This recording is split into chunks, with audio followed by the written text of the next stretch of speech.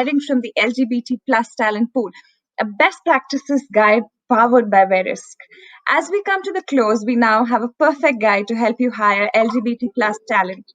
Being inclusive opens up a whole new talent pool for you. This report come guide will bring to light the data about the LGBTQ plus community, various sourcing channels for this target group, and a checklist of things an organization must practice to be more inclusive during the hiring process. All you need to do is right here. The report will be available for download on Pride Circle's website. To present his view, I would like to invite Praveen Sandri, Executive Vice President and Managing Director, Verisk Analytics. Hiring LGBT is the hour, and we're grateful for guide.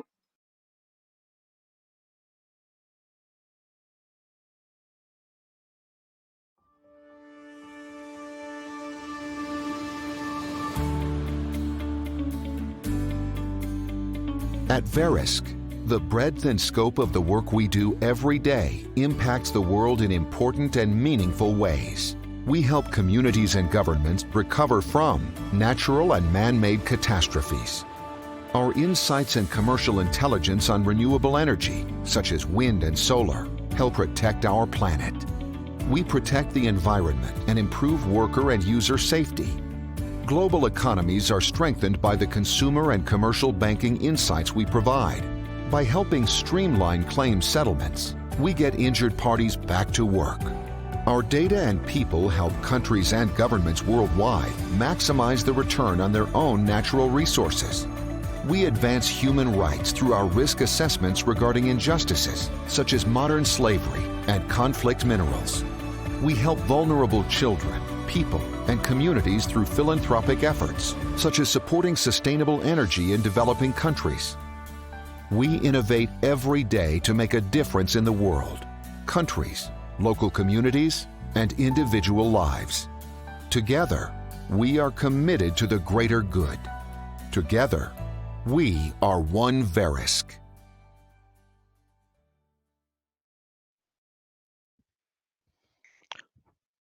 Hi.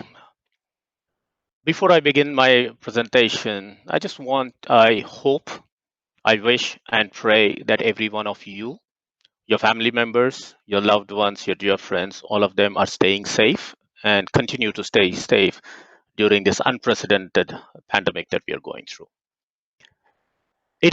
Gives me immense pleasure, and it's also equally an honor for me to be a part of this conference by Pride Circle, RISE 2021. And I have been hearing many sessions all day in the morning session, and the information that is available and that is being presented is absolutely invaluable for any organization or an individual in order to pursue the diversity, inclusion, and belonging. In my presentation, I'm going to break it up into two, talk a little bit about who we are as an organization, what is it that we are trying to do, and the baby steps, especially when it comes to India. And the second part of it, I will try to go ahead and give you a little bit of an insights, more of a teaser into what the LGBT plus talent guide has information and why you should definitely download and read the document and the offerings. So to start off with, Verisk Analytics, we are the leading data analytics leader in multiple verticals of insurance, financial services, and natural resources. What makes us unique, what makes us special in our own way is that we have four distinctives, and that's how we call ourselves. We have the most unique data sets in the world that is either compiled, validated, or curated. We have deep domain expertise no matter what we talk about, including natural disasters. And what we are going through in terms of the pandemic is something that we as an organization model and advise insurance companies and other organizations worldwide on the impacts and the probability and the chances of pandemics and what pandemics can do. So we are very close to what is happening on the ground because we model them, we have a deep understanding of what actually happens. As an organization, we are also steady to stream first to move market innovations, and we are deeply integrated with our customers. As an organization, we are a 30 billion market cap today, 2.8 billion revenues, close to around 10,000 employees worldwide, occupying around 100 plus offices all over the world. We have been and continue to be receiving high recognitions, either be it from S&P 500 or from the Forbes as one of the world's most innovative companies and America's best large employers. And this has been going on for many years. Coming closer to India, which is what matters to most of us in this group here today, we are around 700 plus people, employees, colleagues in here, occupying offices in Delhi, Hyderabad, Bangalore, and Mumbai. We do represent all the three verticals that I talked to you about in the previous slide. AIR worldwide in Hyderabad and FAST in Hyderabad representing the insurance vertical, the Fintelex representing the financial vertical, and the Wood Mackenzie representing the energy vertical. And we are also very happy to say that on our pursuit to be an equal employment opportunity, as well as pursuing the IDB initiative, which is the inclusion, diversity, and belonging. Last year, we started actually getting into the Great Places to Work certification, and we're happy and proud that we have been certified as a Great Place to Work in India. Having said that one, Verisk as a global organization, we have placed extreme importance on our racial equity and diversity. So much to say that this statement that you are reading right now, have it on the screen, has been adopted by the Verisk board. And we have also formed a council which represents around 20 to 25 leaders of different business units and offices across the world who have kind of taken it upon themselves to ensure that we have the right balance in terms of the racial equity and diversity within the organization. And we recommend and report to the board through the president of the organization. We are a values-driven company and are committed to reflecting those values in how we treat each other and work together. There's no question about it in ourselves. We embrace the responsibility of creating an inclusive work environment that values diversity, diverse identities, unique perspectives, recognizes individual contribution, and we work closely, actively to support the success of our team members. And that's something underpinning what we really want to do in India too.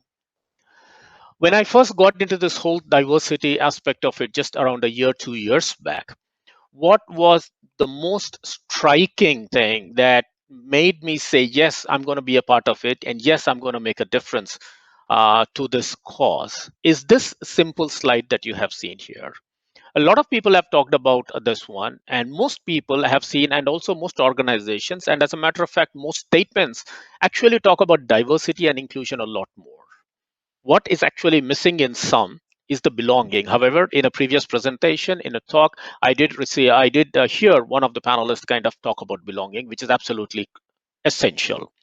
Diversity, in my view, is trying to, as you can see on the slide, is asking everybody and anybody who is related to be at the party, meaning every person is almost like being invited to the party.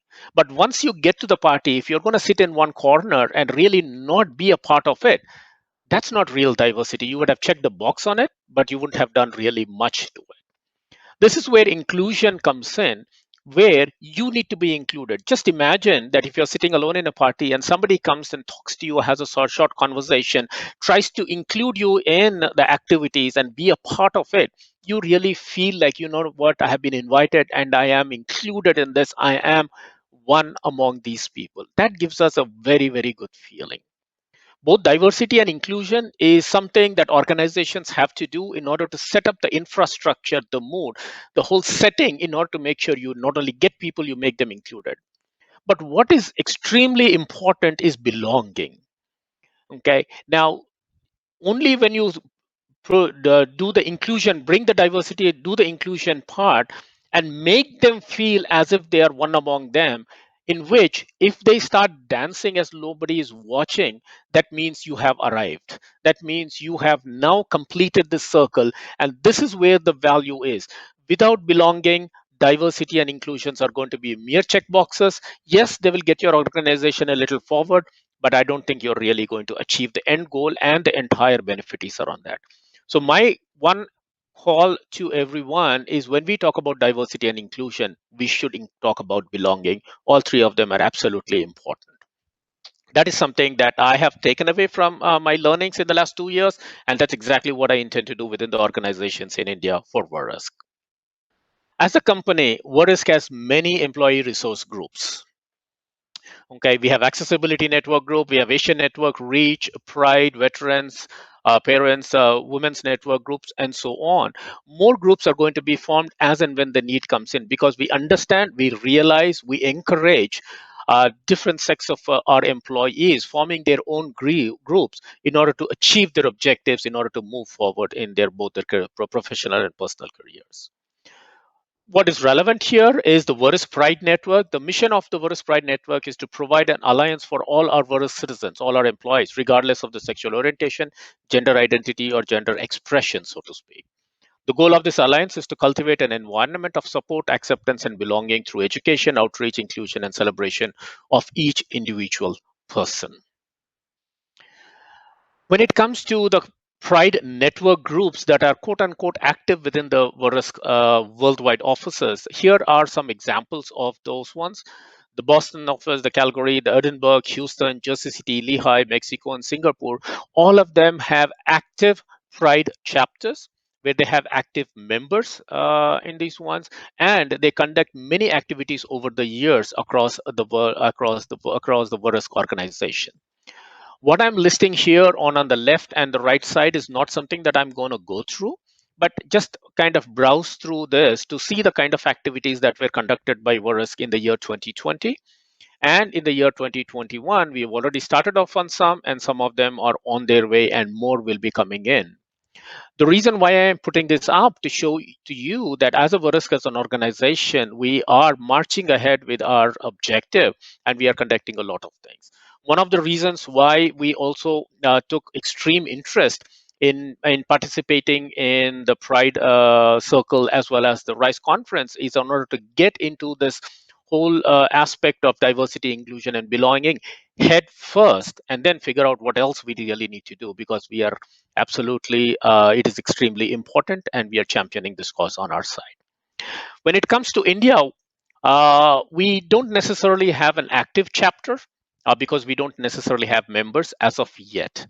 But one interesting thing that I do want to share with you is an experience that I had when I first started taking this responsibility up in 2019, when we wanted to introduce the Pride chapter, or the concept of Pride within the Indian system, especially in our office in Hyderabad. So during one of the town halls and the general kind of open hall discussions that we had, we said, okay, fine, we are going to introduce the Pride network. And if anybody would like to be a member of that, would be more than happy. Unfortunately, within our own organization, we did not have anybody who could talk about the Pride network or associated with that. I took up that responsibility to be the spokesperson of the Pride network. And during the open hall discussions, I encouraged people to come and find out. A lot of people did come. They were very curious to understand what Pride network is and what does it do. And they asked me many questions. I told them what exactly is Pride and how it kind of functions and how they should be a part of it.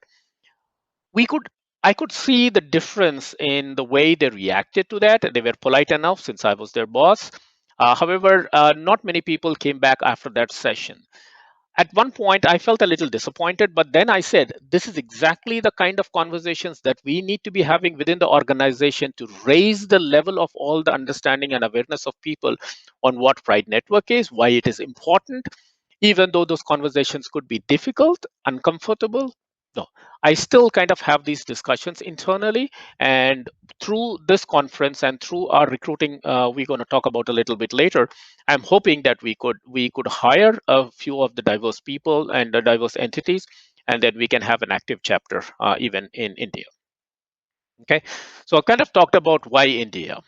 So now I'm just going to quickly pivot along and then give you a little bit of insights into the report that is going to be available, which was put together by the Pride Circle, and they have done an absolutely marvelous job. The 44-page document is full of information, full of useful information that you can browse through, get to there, and then actionable items, I would have to say.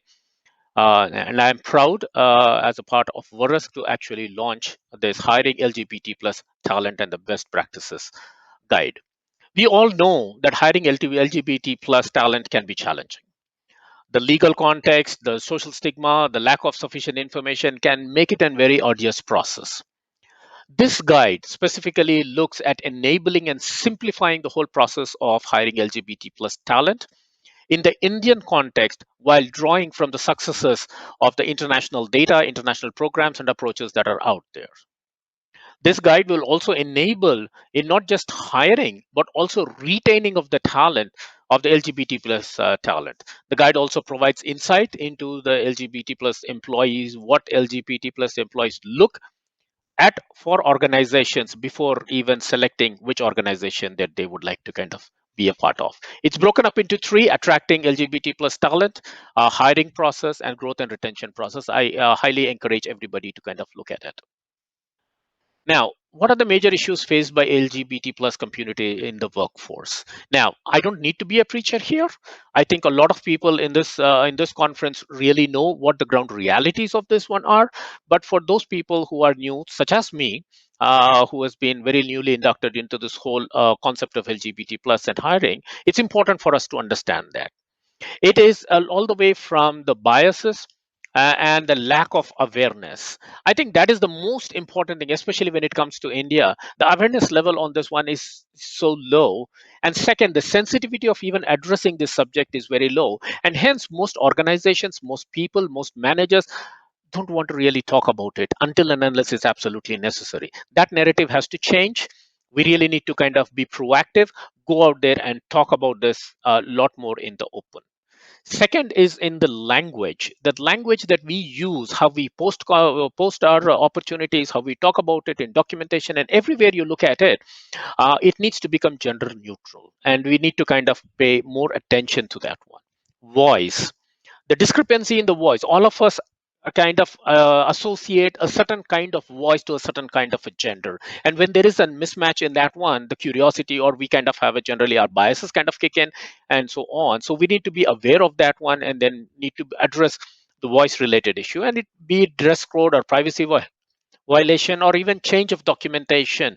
When I use the word change of documentation, it is to do with the background checks that people have it. Probably in a couple of years back, they had been of one gender, and because of that change in their the change in their preference, they would be in a different gender, and that needs to be kind of addressed. And so there are workforce faces in the workforce, and that really needs to be addressed. And all of that starts with acknowledgement, awareness, and doing something about it rather than just having it as that. The ground reality is that even today, or even now, even though this report was information is of 2016 vintage, it still has relevance, in which a lot of percentage of the people are subject to harassment in the workplace for being LGBT, and hence the hesitance of more people to really come out and be up in the open. As organizations, it's our responsibility to make sure that that happens. Okay, 2 out of the 3 report hearing homophobic comments in the workplace, and that's not acceptable. Needs to be have a zero tolerance aspects in there. 1 out of 5 face discrimination by their own managers and HR. It's not that it's just the people, the managers and HR, who are kind of the custodians or the responsibility of taking care of the employees and their teams, could be a part of that problem too. That is the ground reality that we really need to be fighting at. The other ground reality is that almost 41% of them have routinely experiencing discrimination in the workplace. What does that do? Well, it's a no secret that any kind of discrimination, no matter whether it is LGBT plus, or whether it is gender based, or whether it is ethnicity, or whether it is color, race, doesn't make any difference. Definitely, it's going to have an impact on the employees and their morals. They are going to be they are very less innovative, they become less productive, and they also become less empowered. All 3 of them is really not going to help the organization. It's not going to help the workforce. It's not going to help the people. And this differentiation could be 1.3, 1.5, 1.6 times of that of what it would be had they been absolutely not discriminated. And that's something that we really need to be working towards. There are many recommendations for attracting, hiring, and LGBT plus talent, and I'm just going to list a few of them. The report also has this: is conducting awareness trainings, as I just talked about. Addressing biases is extremely important. Biases are natural; all of us have it, and there's nothing wrong about it to begin with. But not trying to correct it and not trying to address that one on a proactive basis is not acceptable, and that's where the focus needs to be. We have to have inclusive policies and benefit, do not discrimination based on gender, race, or any other parameters. We have to have an engaged and have employee resource groups, network groups, in order to kind of let people align themselves and then use those resources in order to do better. Communicate effectively, as we write, as we say in the heading, communicate, communicate, and communicate. There is nothing as over communicating, and in this aspect of it, communication is extremely important. Walking the talk is equally important too. Participating in index or the surveys, measure what you can. If you can't measure it, you cannot improve it. Use inclusive language so that in any of the documentations, any of the postings and so on, it should be gender neutral and it should be all inclusive. Do not try to segregate or eliminate any society of the people. Offer non-binary gender selection opens. It's not just male and female anymore within the workforce or any other things. We need to be sensitive to what other options are available and then make sure. Create options for using preferred name and chosen name is extremely important rather than pigeonholing them into certain things that you would want to do. I think these are all practical ones. There are a lot more in this guide, which talks about LGBT hiring best practices, biases in hiring panels, growth and retentions, and more case studies and definitions of all the different types of LGBT community that we have. Now, I've just given you a little bit of insights into this. I strongly recommend everybody to go and look at, download that one, go through that. It's absolutely helpful. I have done that myself. I'm going to go through it again because there's a lot that we need to learn from here and we need to implement within our own organization. We all know why are we having all of these discussions, why are we doing so many of these things, and this, it comes as no surprise to anybody on this one. The benefits of diversity, inclusion, and belonging are many. Different perspectives, innovation, bigger talent pool, better retention, better problem solving, increased productivity, higher profits. Time and time studies have shown that all of these parameters actually improve for an organization when they have a diverse and an inclusive and a belonging community. Apart from all of these things, one thing that I believe in it, you might or might not achieve all of these things in an organization. Even if you don't achieve any one of these things to a significant, it does not make any difference, because the most important thing that we need to do is because it's the right thing to do, period. Okay, so if we do all of these things, there absolutely all of these perspectives, you will find a lot more improvement, all of this perspective, and that's equally important too as an organization. I am I am happy to kind of let you all know that we are being Verisk is participating for the first time, both at this conference as well as at the job fair. We have two booths. We have 10 positions already advertised. We are already reviewing resumes that people have been sending. We have actually gone into the Pride database and then looking, and then we'll start contacting people. We are very excited, and we have an open door policy. We would love for you to guys to be look at our offerings, and if you think that Verisk is a place for you to be in, we would love to hear from you. We would talk to you. We'd interview. We'd like to have you as a part of our organization. Come join us in creating a diverse workforce of inclusivity and belonging. Uh,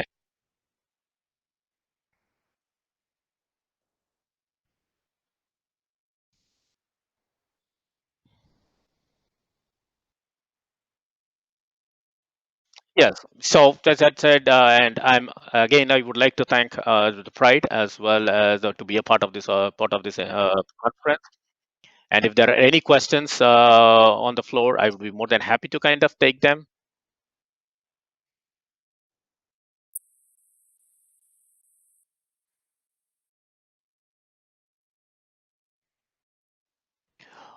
The fact, yes, the answer is absolutely yes. When we say the organization, we have a whole community of LGBT plus people along Verisk as we speak. And within India, we are committed to hiring LGBT plus, and that is one of the reasons why we are a part of this organization, this initiative, and the job fair. And as I had said in the end of my presentation, we are actively talking to people, and then we are hoping that we are going to make a difference. And one of the challenges that I have thrown out to my recruiters and everybody is said, I definitely want to make offers at the end of this conference. Okay, I hope that answers the question.